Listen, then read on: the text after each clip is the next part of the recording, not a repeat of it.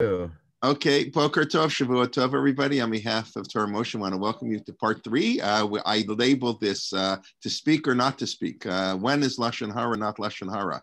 So let's hear, and we'll let Rabbi Feldman do all the talking, and then we can do all the questioning afterwards. Okay, Vakasha, Rabbi.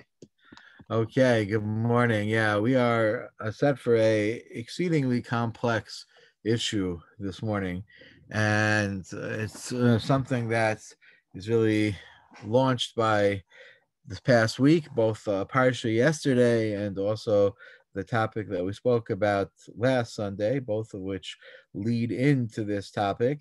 And here's where all the mystery and all the challenge lies. So this is a very, very crucial issue. And as you'll see, there are no easy answers. We're going to try to do what we can to provide a framework for some basic balance. I'll try to give you some principles and try to lay out a little bit of what is given as a foundation. And I assume there probably will be quite a few questions, and we'll do the best we can to try to handle the questions. Although, spoiler alert, you'll see there are no real easy answers, and that there is a very delicate balancing act that we are striving for. And the crux of it is that we know that there is a prohibition of Lashon Hara. It is based on a number of Torah sources, and in the Chumash itself, both normative rules and narrative stories, and then statements throughout the Talmud and rabbinic literature. It's a highly, highly focused upon topic within Jewish law and philosophy. And so we have it kind of drilled into our consciousness that we're not supposed to speak negatively about others, most prominently from the source in yesterday's Parsha, and Parsha's Kedoshim, Lo Selech Rachel Biamecha, that we should not walk around as talebearers telling stories.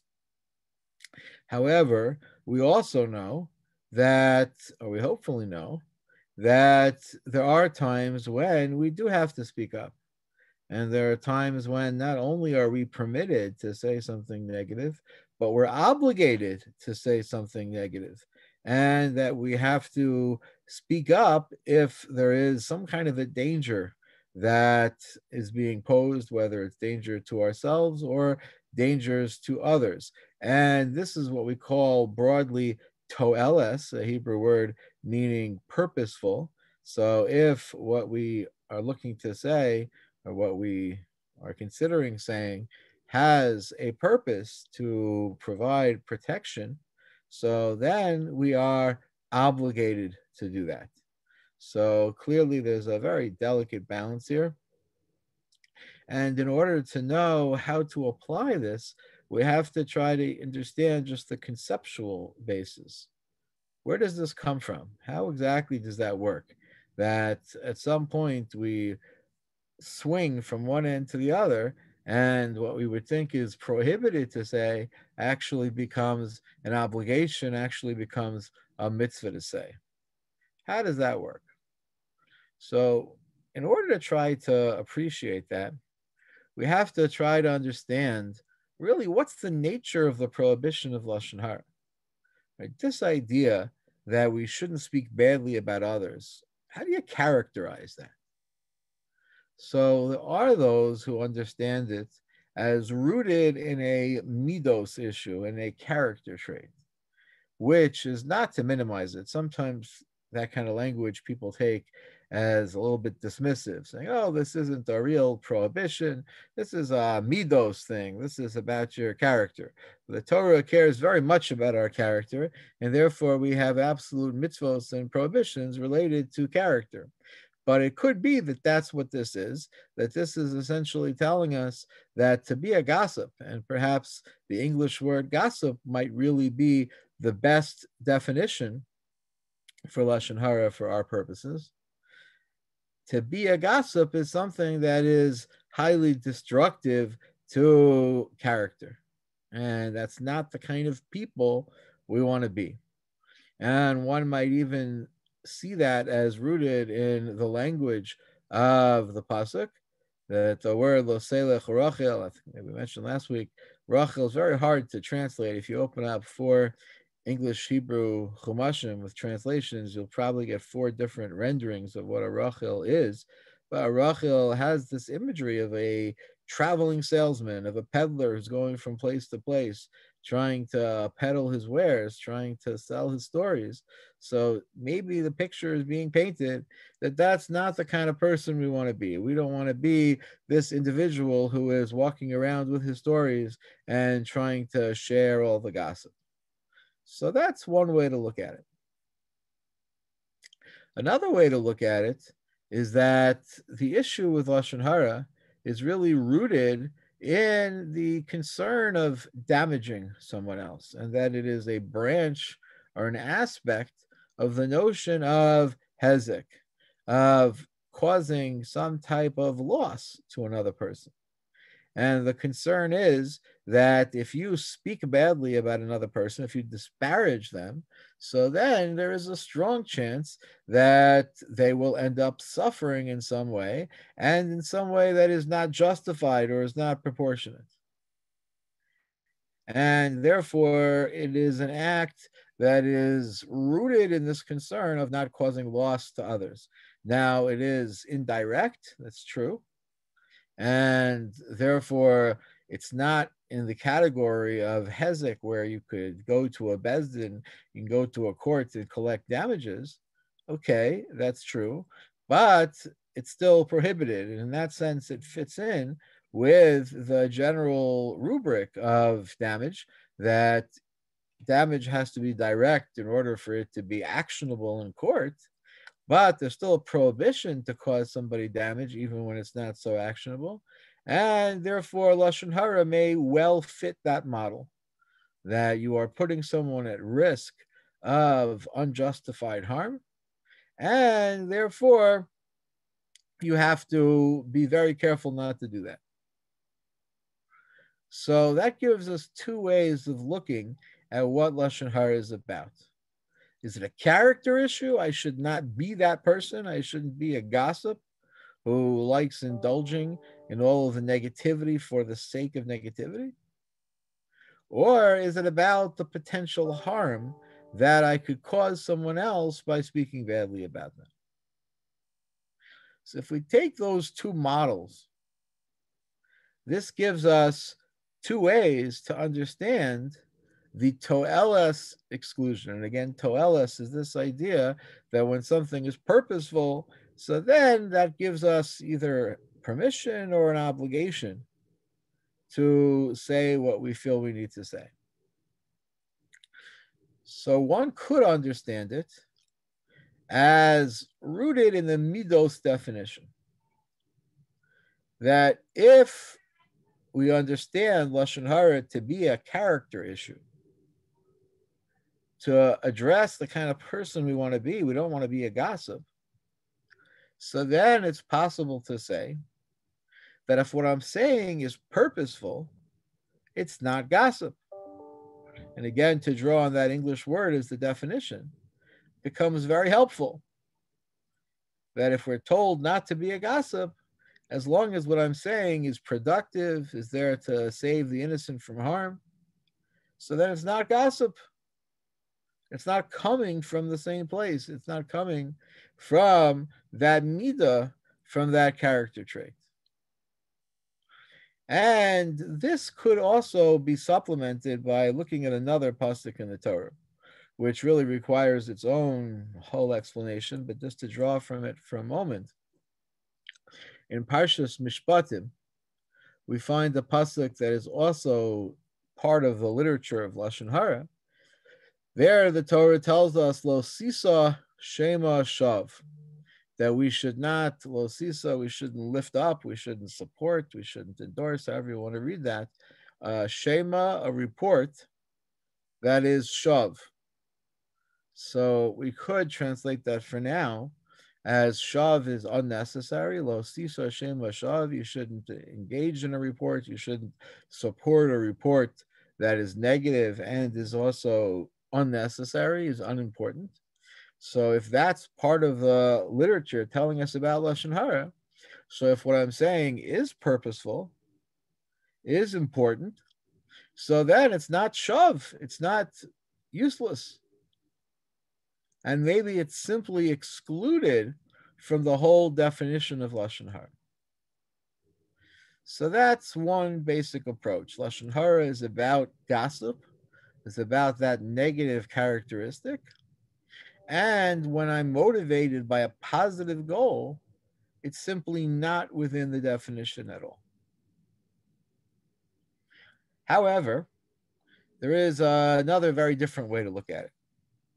And we could say that, like the second model, the Lashon Hara is not just about character, but it's really about its impact. It's really about the potential damage that happens when I speak about someone else. So if that's the case, when it's purposeful, when it's to prevent harm, that doesn't take it out of the Lashon Hara definition. It's still very much Lashon Hara, even when it's there to protect someone else. But if we think about it, the two most prominent examples of Lashon Hara L'Toeles that the Chafetz Chaim, for example, talks about in this category are for marriage purposes. Let's say somebody's about to consider a shidduch and you know that it's very bad for them, it'll be harmful to them. Or in business, let's say somebody's about to consider a business partnership and you know that this person is dishonest and is going to clean them out. So you need to warn them about that issue. So in both cases, are you hurting the person who you're talking about? Yes. Right? If you stop somebody from getting a shidduch because you tell the potential mate that they're bad for them, you're definitely hurting the person you're talking about. And if you call somebody dishonest and therefore people don't go into a business deal with them, you're definitely hurting that person too. So why is it that it is done anyway, that it should be done anyway? And again, you have to emphasize must be done. There is a sefer called the Pischei Tshuva on Orach Chaim, was written by one of the rabbinical court judges, one of the Dayanim in the Vilna around the time of the Chafetz Chaim. I always wondered, tried to peg if this comment was written before or after the Chafetz Chaim came out. It was around that time. So he said everyone always gets all so worked up about Lashon Hara, about what they're not supposed to say. He says they should get more worked up about the fact that they don't say what they need to say. That sometimes you need to speak up, and people in their great care for Lashon Hara, they don't realize that. So this is very important. So how do we justify it, and how do we understand it if indeed it does seem to be an issue of Lashon Hara that you're harming the person that you're talking about? So the answer we can understand instinctively is that the needs of the innocent victim are a higher priority. That as much as we want to protect everyone and not say badly about people, but if there is an innocent victim who will be harmed by that or could be harmed by that, if the person we're talking about is in a position to harm someone else, so then we have to prioritize the needs of the innocent victim. And that's intuitively understood. But it's also a mandate in the Torah because the Torah tells us, Lo samod al dam reacha, that we can't stand by when somebody is at risk of harm. And that language, Lo samod al dam reacha, so the connotation, it sounds like you're talking about the extreme. It sounds like somebody's about to be killed and you shouldn't stand back when they're at that risk. But as the Rambam in the Sefer HaMitzvos explains, that we don't just mean something as absolute as that. We don't just mean extreme physical risk, but any kind of harm, whether it's physical or material or spiritual, is included. And it doesn't have to be absolute, doesn't have to be death. It could be harm of a lesser degree as well. So therefore, if you know that somebody is looking at risk from a certain direction of any kind, so then you have an obligation to help them to the extent that you can. Lo samod al dam reacha. So it could be that we have simply a values clash. That on the one hand, we're not supposed to disparage people. But on the other hand, we have an obligation to protect innocent victims. So they're balanced against each other, and that may require us to speak negatively if it's what has to be done to protect the innocent. And the idea that these two values, lo selech rochel biamecha, we shouldn't speak lashon hara, and on the other hand, lo samod al dam reecha, that we can't fail to act if there is a risk of harm. The idea that they're balanced against each other, that there is some kind of a conflict here, that both sides have to be acknowledged. So that can be seen from the fact, if you were listening to the Kriyas Torah yesterday, that they're in the same pasuk together. These are two halves of the same sentence. That's what the Torah says. Lo selech rachel biyamecha, lo samod al dam reecha. On the one hand, don't speak badly, but on the other hand, you also cannot fail to speak up when there is risk or harm. So these two models are instructive to us. Either we say that when it's purposeful, it's outside the whole definition of lashon hara. It's just not what we're talking about. Or we say that it is lashon hara, but it's outweighed, it's overridden by this mandate of protecting the innocent. So what difference does it make? Does it matter whether you use one model or the other? So it could matter. It could make a difference because it affects the process. That if we understand that lashon hara is only about gossip, and when it's purposeful, it's not gossip, that kind of lowers the threshold for what it is we need to think about in making this decision. And that it may simply be enough to have a positive intention. And that positive intention doesn't necessarily have to be about a predator, because it's not necessarily coming from the dramatic mandate of lo samad al dam reecha. It could be that anything that's going to improve society, even if we don't have a predatory situation taking place, even if it's not necessarily about victimization, but anything that will make things a little bit better, one might be able to argue is not lashon hara, it's not gossip, it is positively motivated speech. However, if we take the view that it's about harm, lashon hara is about harm, and that harm is necessary if somebody else is at risk, the process becomes a more rigorous process.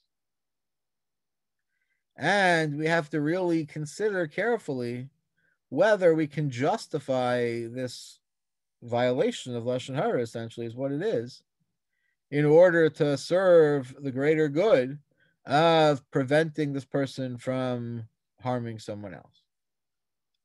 So that requires more of a process to make sure that the balance is correctly there. And indeed, there's quite a lot of literature about this. The Chafetz Chaim has a whole list of rules for toelas. And first, to put it in a historical context, we should be aware that a lot of people think the Chafetz Chaim made it harder to speak, that before the Chafetz Chaim, nobody was paying attention and nobody knew that there was anything wrong with speaking lashon hara. But the truth is, it's a little bit of a misconception. There's a lot of intense literature about not speaking lashon hara way before the Chafetz Chaim, and the Chafetz Chaim did not necessarily introduce the world to that concept. Maybe they had forgotten about it, but the Chafetz Chaim is more of an innovator in telling about this principle and this idea of when you need to speak lashon hara, that the sources are sparser about. It's hard to find clear sources telling us principles about this. So the Chafetz Chaim was more of a publicizer of this fact that sometimes you need to speak than the other way around. So that's important to appreciate. And in that context, he gives a list of rules, a list of questions that you have to ask yourself about what you're saying, and to consider whether it's justified. And in different places in a sefer, he presents it slightly different ways. So there's somewhere between 5 and 7 rules, questions that you have to ask yourself that he lists there. Others have different standards. And on the other extreme, you have the Chazon Ish, who passed away in the 1950s and who disputed certain premises in the Sefer Chafetz Chaim. So the Chazon Ish thought that there was essentially one question to ask yourself, and that is it litoelis?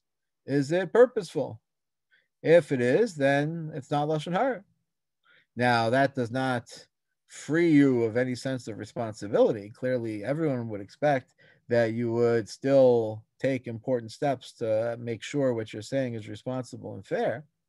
But as far as the whole process, the Chazon Ish didn't necessarily see it this way. And he was at the other extreme of the Chafetz Chaim. And there are many who are in the middle and who had a shorter list, not necessarily 7 questions or 5 questions, but 3 questions, mostly surrounding issues of accuracy and issues of need. And just to share one interesting interpretation that goes to a text in Chumash, there's a sefer called Afikeyam. The Afikeyam was written by Rabbi Michal Rabinowitz, who was a acquaintance, who was a contemporary of Reb Chaim of Brisk. And in his sefer, it's kind of published on the inside front page, one of the volumes of his sefer, he has a little Dvar Torah about Parshas Vayeshev. You can recall back to Parshas Vayeshev. So there we read the story of Yosef and his brothers. And the very first thing that we're told about regarding Yosef and his brothers is something pretty shocking. That what do we hear about Yosef? That he would be Mevi Dibasam Ra, that he would bring the bad reports regarding his brothers to their father, to Yaakov. So this is pretty shocking that here we have this understanding that you shouldn't speak Lashon Hara. And yet the first thing we hear about Yosef is that he brought bad reports. So are we to understand that he violated the prohibition of Lashon Hara? Or should we assume that no, it must have been justified, it must have been litoelis? So there are various opinions about this. There are those who assume that Yosef was doing the wrong thing, and indeed he should be criticized for it, and that maybe on some level that's what made everything spiral out of control, and why he ended up having all of the events that happened to him, getting sold into slavery and everything that took place with that whole conflict with the brothers. Maybe that was partially his fault because of how he spoke about them. And indeed, Rashi and also the Chafetz Chaim and Ishmael Salashin, a number of commentaries do take a negative view of what Yosef was doing based on that. However, one would also probably want to assume that what Yosef was doing was justified, right? Especially in light of his last name. What was Yosef's last name? Hatzadik. So if he was so righteous, so then we probably have to assume there must have been at least some thought of a justification. So the Afikeyam explains that, yes, indeed, Yosef was justified. And there are 3 rules, he says, for knowing when Lashon Hara is justified. And if you look at the verses there, if you look at the psukim that surround this story, you can see what the 3 rules are. So he explains what are the 3 rules. This is rule number 1, that it has to be necessary. And here you could start off asking a question, that if the assumption is, that some of the sources indicate, that Yosef thought his brothers were misbehaving and he needed to have their behavior corrected. So he told on them. He went to their father, to Yaakov, to report on their bad behavior, right? Which is one of the forms of toelis. Sometimes when you talk about toelis, so you imagine you're warning a victim about potential harm. Maybe that's the more common type of toelis. But here you find a different form, that you're going to an authority figure, that you are going to a parent in this case and saying the children are misbehaving and the parents should do something about it. So, okay, so Yosef felt he had to go to their father, to Yaakov, but why didn't he just speak to them directly? Why did he have to tell on them? So that, says the Afikayam, you can see from the verses, because the language there in describing Yosef and his relationship with his brothers, it says, "Hunar espene bilav espene zilpa neshaviv." He was a brat. They perceived him as this annoying little kid, and it was clear that he wouldn't have any authority over them. He wouldn't have any influence over them. So if he would try to tell them to change their behavior, it's not going to happen. So essentially, the Torah, by telling us that, is making the point that there wasn't any other way, that he couldn't just speak to them directly. He had to turn to Yaakov instead. So that's rule number one, the question of necessity. Rule number two. So there is an interesting language that the Torah uses in talking about these reports being conveyed. And there are so many words in Hebrew for speech or for relating or talking of some kind. And here the language is V'yaveh Yosef es dibasa amra, that Yosef brought these bad reports. So why is talking here being conveyed with the language of bringing? And explains the Afikayam that the imagery that the Torah wants to evoke here is like bringing an object from one place to the next. That when you do that, when you lift an item from here and put it down over there, it's presumably the same item when you pick it up and when you put it down. It doesn't change in between. So too, when Yosef would bring these reports, there was no spin. There was no editorializing. But everything is exactly as it was. And therefore, this language of V'yaveh is there to convey that he brought, as the expression goes, just the facts, and didn't add any kind of interpretation, didn't add any slant, didn't add any spin to what was being said. And that is then rule number two, that it has to only have the connotation of direct reports. I just see the question. I'll just quickly respond to it. Why characterize Joseph as a brat? I'm not characterizing him as a brat. The Torah does. The language of the Torah is how they perceived him. And the pasuk says they couldn't speak to him b'shalom. That's characterizing their relationship. That's not my definition of him. That's the way the Torah is describing how they interacted with him. In any event, so the third possible interpretation, the third possible rule that you can glean from this story, is actually connected to one of the more controversial statements of the Chafetz Chaim. And that has to do with the language of Yaveh Yosef as dibasa amra el avihem.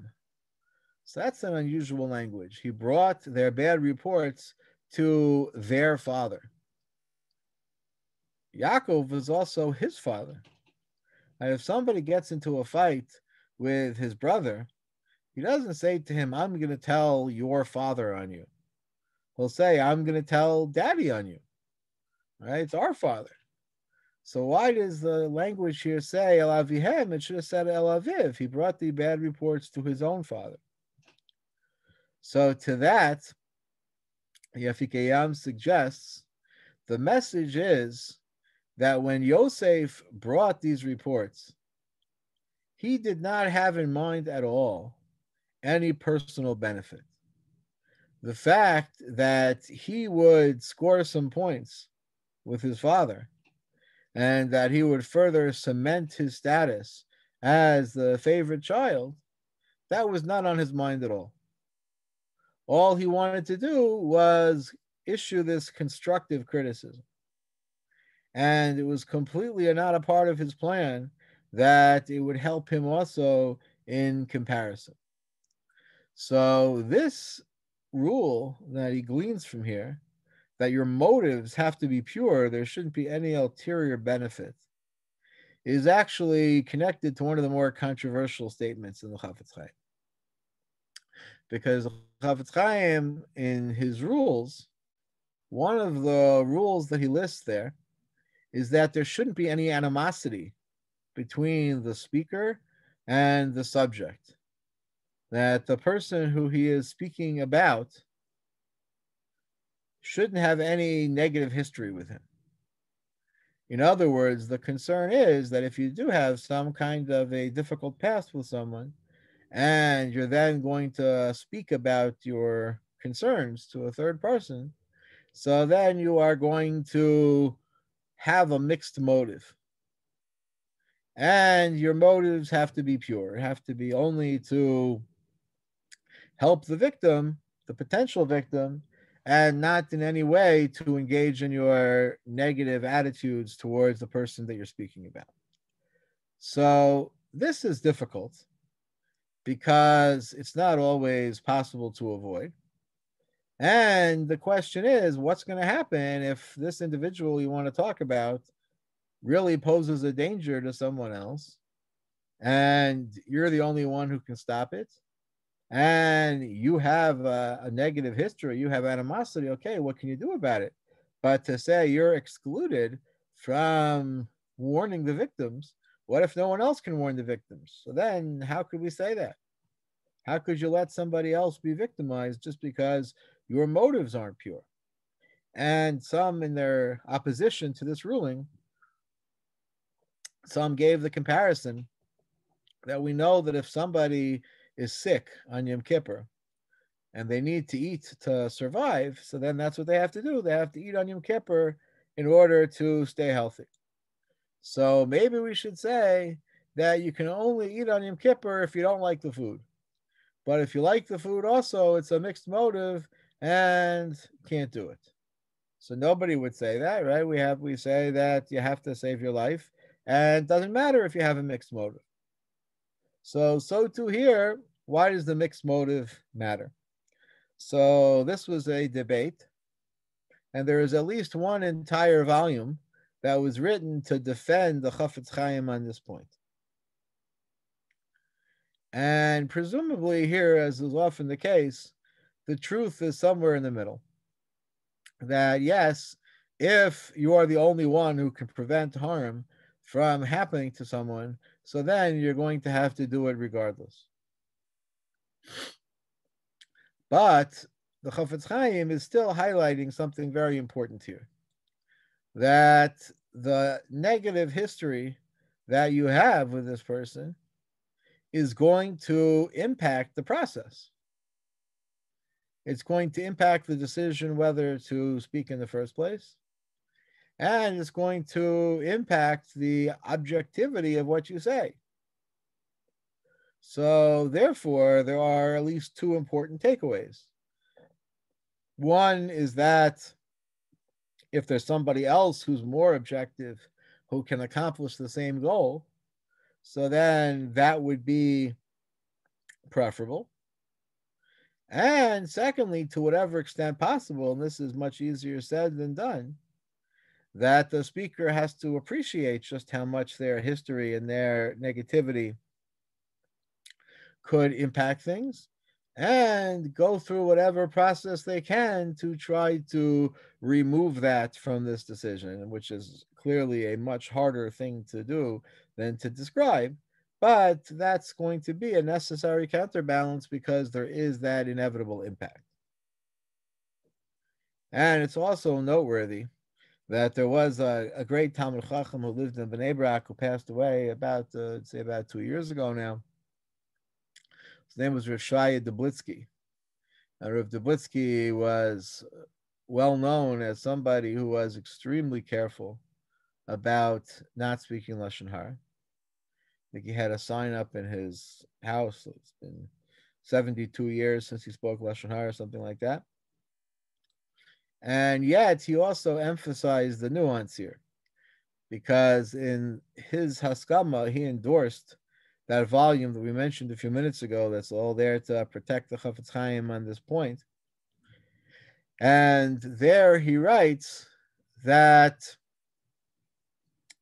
he thinks the questions of the Chafetz Chaim, these 5 or 7 questions, that they're not necessarily absolutes. The Chafetz Chaim is not saying that if you cannot satisfy everything on this checklist, then you can't talk even if there's a risk of harm. Rather, what he's saying is that you have to make a good faith effort to try to satisfy as many of these criteria as possible and work towards that. But if there's still harm that's being posed to someone else and you're the only one who can do something about it, you're still going to have to speak up, even if you can't 100% satisfy all of these factors. So that's an important perspective as well. And without trying to list all the 5 of the 7, what they basically boil down to are these points similar to the FEKM, that you want to make sure that it's necessary. And because there's always the harm of overinterpretation and unnecessary damage to the person you're speaking about. And you want to make sure that you are not, to the best of your ability, creating any unnecessary damage. So that means to limit to what's necessary and to work as hard as you can to make sure that what you're saying is true to the greatest extent possible. And true means factual and objective and contextual. So all of that can be challenging, and it's a big effort to try to work to try to make sure that you have as many of those factors as you can. So this plays a role in a lot of areas, and the whole balance is interesting. Just to give a few examples of the striving for a balance here, and we'll try to also make sure that we're leaving time for questions. So there's just a whole lot to say, just to give a few examples. So on just to show the need for balance, another controversial statement of the Chafetz Chaim is he writes, he's not 100% conclusive about this, but he thinks that if you see somebody in a store about to buy something and the price is reasonable, they're not going to be cheated, but the store across the street has it for a little bit less.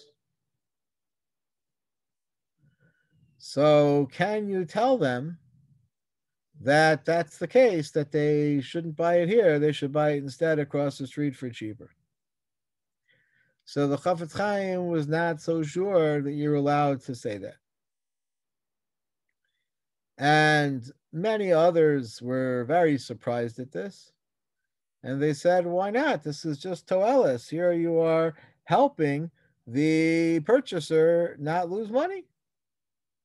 Why shouldn't I just very directly be allowed to do that?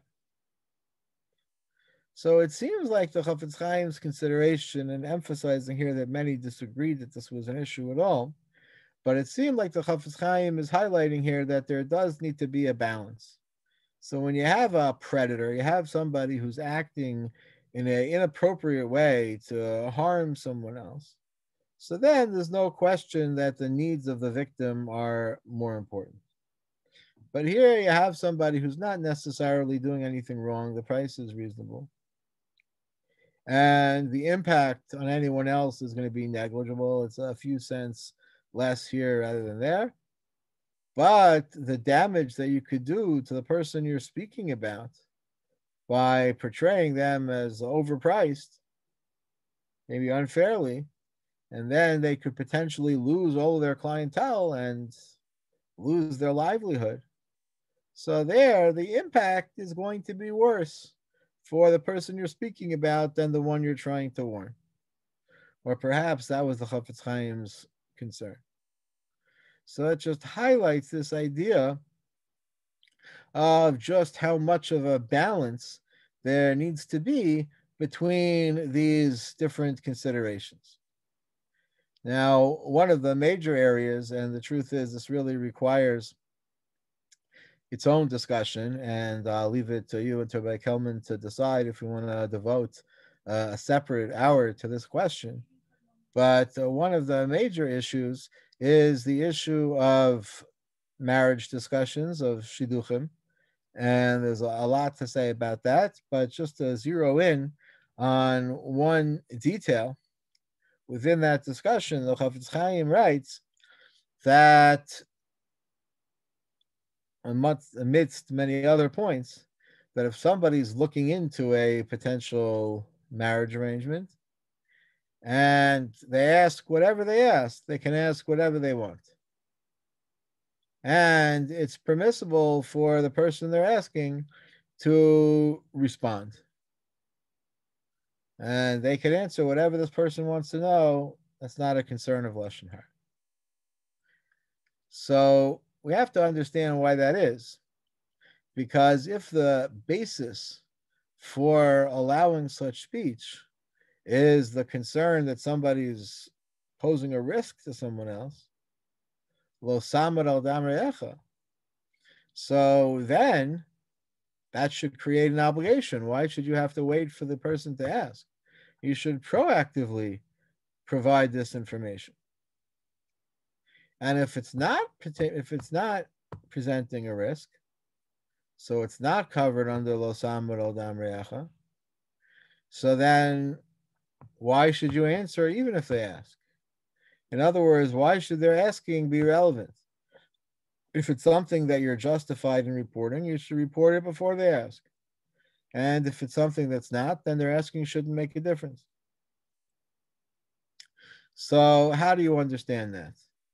So one way to understand it, there are a couple of suggestions, but one way to understand it is that the issue is we're trying to save somebody from a lot of different problems. So if somebody is violent or abusive, so then we understand what it is that we're trying to protect the victim from. And you don't need to ask for that. You don't need to wait for that question to be asked. You volunteer that information. But you're also trying to save them from an unhappy marriage, which is more subjective. Different people have different priorities. So that you don't volunteer these facts because you don't necessarily know what they care about.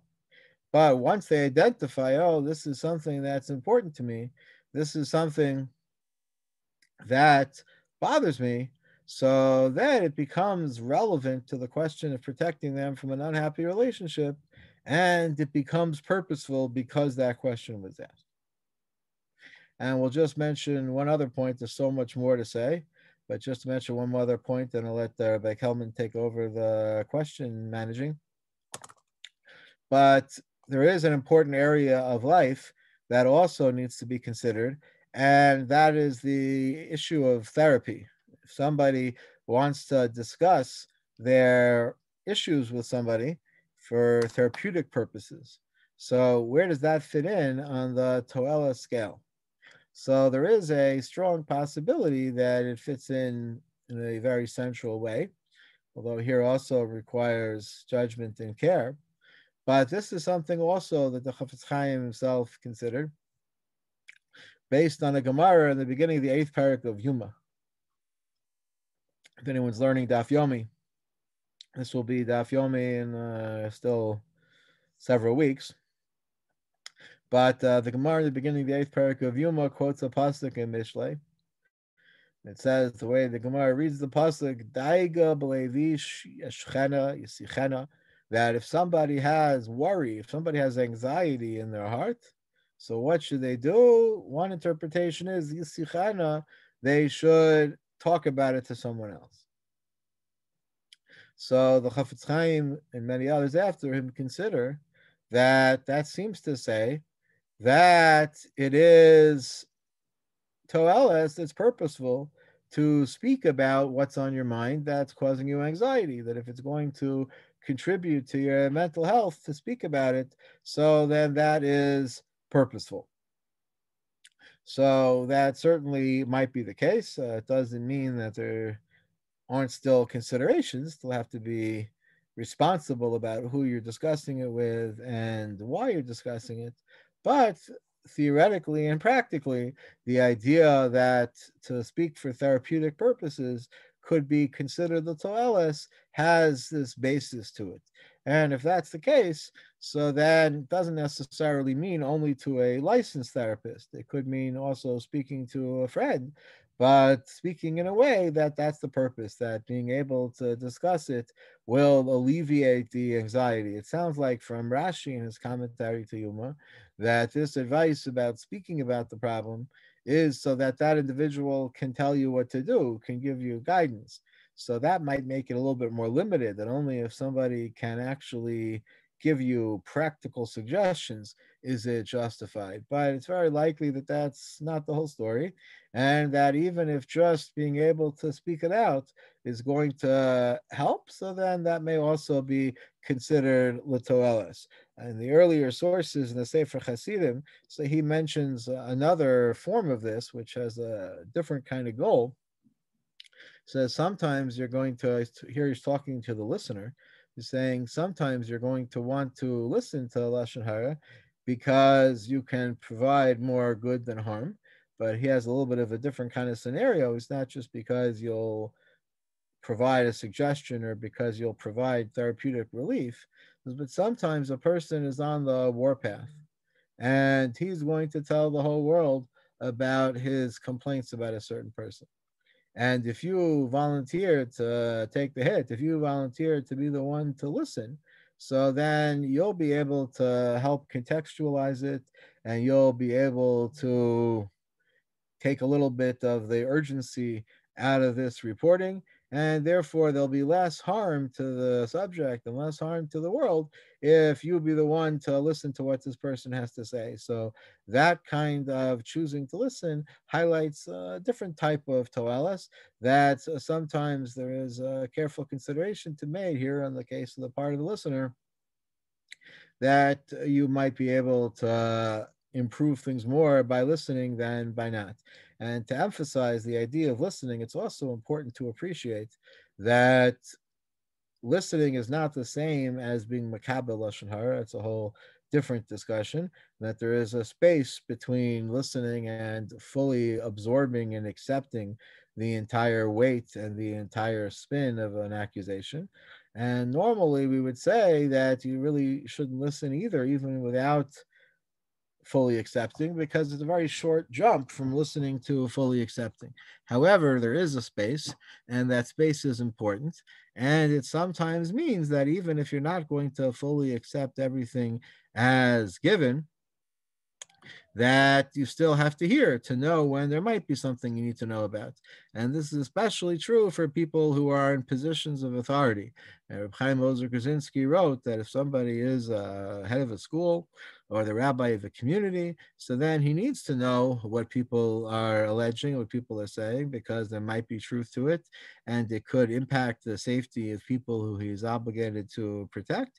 So it doesn't mean necessarily that he should accept everything as 100% completely accurate, but it would be an abdication of responsibility, he says, to just say, I'm not going to listen, oh, it's lashon hara, I don't want to hear about it. Sometimes you do have to be able to listen and to be aware of what's out there, because it may indeed affect the safety of people you're responsible for. So that's also a part of the toelis consideration. Truth is really so much more to say about this, but I don't want to take up all the time before questions. So maybe we'll pause here, and by Feldman, you'll direct me on that issue. And then okay. Thank you very much for that. Brilliant analysis of the different aspects of Lashon Hara. And it turns out, of course, the Chavetz Chaim in many ways here is machmir, I would say, and for sure in comparison to on the Chazon Ish, but lots to discuss. Okay, so people can add in questions. We'll take the couple we have here, and then, somebody just pointing out the grandmother's test. Is it kind? Is it true? That everybody agrees. Is it kind? I don't know about that one. Is it necessary? That I think everybody would agree there too. And then the second question, is it kind? So that's very interesting. I'm just, who cares? Like, it's kind of what you say, even if I have animosity towards a person, maybe that doesn't matter. By the way, if I could ask, you say how the Chavetz Chaim, many of the commentaries are late, the authorities say Chavetz Chaim didn't mean it as absolute rules. He sort of meant them as guidelines, try to fulfill as many as you can. But even in practice, if you have animosity, you might have to speak. I agree. I mean, I agree. Who am I? But I'm saying it sounds very reasonable, but that's not the impression you get if you read it in the Chavetz Chaim. In other words, the problem is the Chavetz Chaim doesn't say that. We can say we disagree with the Chavetz Chaim, but I just, if you want to address that, perhaps. Yeah, it is a complex study because there are different places in the Chavetz Chaim where he sounds like he's saying different things. So we're very blessed with a very extensive literature. The Chavetz Chaim wrote 150 years ago. He did coming up on exactly 150 years pretty soon, and he did a lot to raise the consciousness of all of these issues, and it was a phenomenal contribution. And a side effect of that contribution is there is a whole secondary literature. If I tilted the camera, you can see I have a whole shelf over there behind me of just commentaries on the Sefer Chavetz Chaim. There's a whole secondary literature that works very hard to interpret the rulings and the principles, and sometimes to disagree. So we have the great fortune of having a lot written on this to work with. And sometimes it's a question of interpreting it against the backdrop of other comments and of other considerations. And sometimes, to a certain extent, it is a matter of disagreement. So like we said before, the Chazon Ish certainly disagreed with certain principles, other things that we didn't have time to get to, but some points relevant to this specifically. And in some other cases, there were others. So I also mentioned that there is this entire volume that exists just to defend the Chavetz Chaim and the motivation question in this issue, because there were so many others who disagreed. And there was a lot of disagreement about that example we said before about the telling somebody who's shopping that they could get a better deal somewhere else. So there is a lot of healthy debate that exists surrounding a lot of these principles. So in some cases, it may be a fair reading of what the Chavetz Chaim is saying, and in some cases, it may indeed be subject to a machlokes. I would also say, just to go to this point specifically, that we have to be open-minded towards both halves of the equation, because yes, I think bottom line that certainly if somebody's really at risk, if you're not going to speak up and you're the only one who can, then it does seem very clear that has to be the priority. And I think you could find in the Chavetz Chaim's language that he would agree to. But his objections still need to be noted for the record, because the possibility that your animosity may seriously skew the process, and to such a degree that it may undermine the whole validity, is something which you can't ignore. So to just dismiss his objections could also have a harmful effect. So just like with everything else in the Gemara, we say both positions are preserved because of their importance towards the discussion. I think here too, it's also the case. Okay, while we're talking on secondary literature, I forgot to mention a wonderful secondary literature book by Rabbi Daniel Z. Feldman, False Facts and True Rumors. It's really a great book, deals with 21st century issues in Lashon Hara. You're looking at the author now, and not me, but our speaker today, and really Lashon Hara in contemporary culture. It's in English, unlike all the books in the back, which are in Hebrew, in Talmudic language, so to speak. So I do highly recommend that. Okay, just to put that in. Somebody asking, of course, in the Gemara, and we quote this from this, if you quoting people who said what. The question is, and I guess critical of behavior at times, I think the question is, if we don't identify a person using stories to bring up points out, I guess would be negative if you knew who the person was how important it is to tell that story without identifying who the person might be. And there's always, of course, the risk, even though you don't identify, it's not so hard to figure out. A little research, you figure out who it is. Okay, so I'll tell you, I'll a little bit close to overtime. I'll tell you 3 quick points which all relate to each other, 3 quick cases. So 3 questions. So one question is, so what about speaking without names? So that is, Klal Yisrael has paskined on this issue because everyone seems to assume that if you don't say the name of who you're speaking about, we don't have to worry about Lashon Hara. So Klal Yisrael has taken a stand on this. The poskim weren't so sure. There is certainly a literature that wonders about this, if it's really okay if you don't mention the name. But Klal Yisrael has assumed that it's permissible. There is a couple of important caveats. First of all, not everyone does such a great job of concealing the identity. They may overestimate their own ability to do that or underestimate their audience's perception. And very often they think that they are concealing who they're talking about, and they're not. And so certainly that's not going to help at all. So just to not explicitly say it, but have the impact of actually saying it, so then that's not even something to consider. That for sure doesn't help. I just acquired last week the Sefer. Seems very interesting, and I haven't had a chance to read it yet. But Shirei Leil Shishi. But he has here an essay about somebody who speaks Lashon Hara without saying who he's talking about, and then it gets discovered afterwards. So is that a retroactive violation? So that's an interesting discussion. I'll have to see what he has to say. But this whole question of speaking without names is, first of all, controversial, but certainly we have to assume that you are best successfully concealing their identity. So why is that a question? So what's the issue dependent upon? So I would think that it depends on what we laid out at the beginning, that if the issue is that you shouldn't bring about harm to people, so then the hope is that you are successfully preventing harm by concealing the identity of the guilty. If you don't say who you're speaking about, so then maybe that will prevent any harm from happening. Now that itself could backfire, because not just if the identity gets revealed, but to a certain extent, even if the identity doesn't get revealed, maybe you'll do more harm if you're going to kind of scatter the aspersions. If people aren't going to know who it is, so they will guess that it might be any of a group of people, you might end up doing more harm. And just to mention something that's out there in the public, hopefully this isn't itself Lashon Hara, but I learned the term from some of the editorials after the interview regarding the royal family. I'm going to try to limit how much I'm going to say, but there were certain allegations that were invoked against unnamed members of the royal family. And one editorial used a term I thought was helpful. It's called small group libel, that because you're talking about a small group, you don't say who it is, but there's only a handful of candidates. So then they all get tainted by the accusation. And that ends up having maybe an even more negative effect than if you had just named one person. When you just say it's somebody among a small group of people, you end up casting aspersions on that same person and everyone else.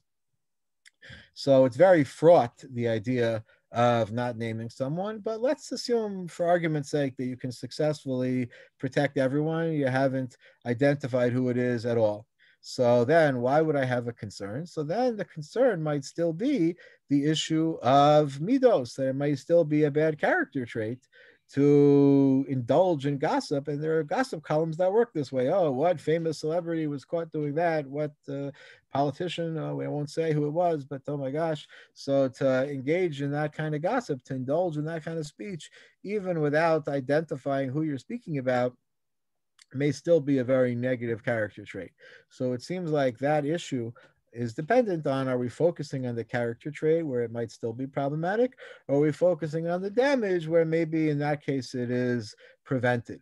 So if you can consider another question, which is really what you're asking. So let's say I want to make a point for educational purposes. I want to tell my audience that they shouldn't act a certain way. And look, this guy did it. And look what happened to him. Look how bad it was for him. So is that Lashon Hara? Or is that Toeles? Is that purposeful? So that also should depend on the two possibilities that we spoke about. That if we are trying to avoid causing harm to someone, so here it would seem like we're still causing harm to that person by bringing him into this negative cautionary tale. And he's not posing any risk to anybody right now. He's not a predator. So it might be harder to justify that. It's not really lo samar al dam reacha. He's not about to hurt anyone. And I'm disparaging him. It may be hard to justify that. But if the whole issue is the character trait, the midos, so then you could say, okay, if it's gossip, that's one thing. But if it's for educational cautionary purposes, so then that might be a whole different story. So then you could, the third point is you could combine these two questions. So what if, as a cautionary tale, I relate something and I don't say who I'm talking about? So then it would seem I should be safe on both fronts, because it's not going to be damaging if I conceal the identity of who I'm speaking about. And it's not gossip either, because I'm motivated by protection or by inspiration or education. And it seems reasonable to say in that case that I have covered all my bases and it should be safe on both fronts. Okay, just last thing, we'll let you go in a moment. So the store owner, you have to make sure the store owner is in one of those gray market.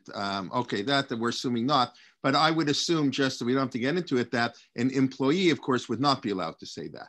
An employee couldn't whisper to a customer, because then he's hurting his boss. That's part of his job responsibility, as long as his boss isn't doing. I know Aaron Levine speaks about issues like this in his books on business ethics. There would be a difference between somebody who works there, just like someone who works, somebody may not have to be a whistleblower, whereas the outsider would have more responsibility to be a whistleblower. But that's a whole area of Lashon Hara we couldn't get into today. Yeah, so that's too complex for now. I'll tell you a quick story about it, just because we're in the middle of Sfiras Omer now.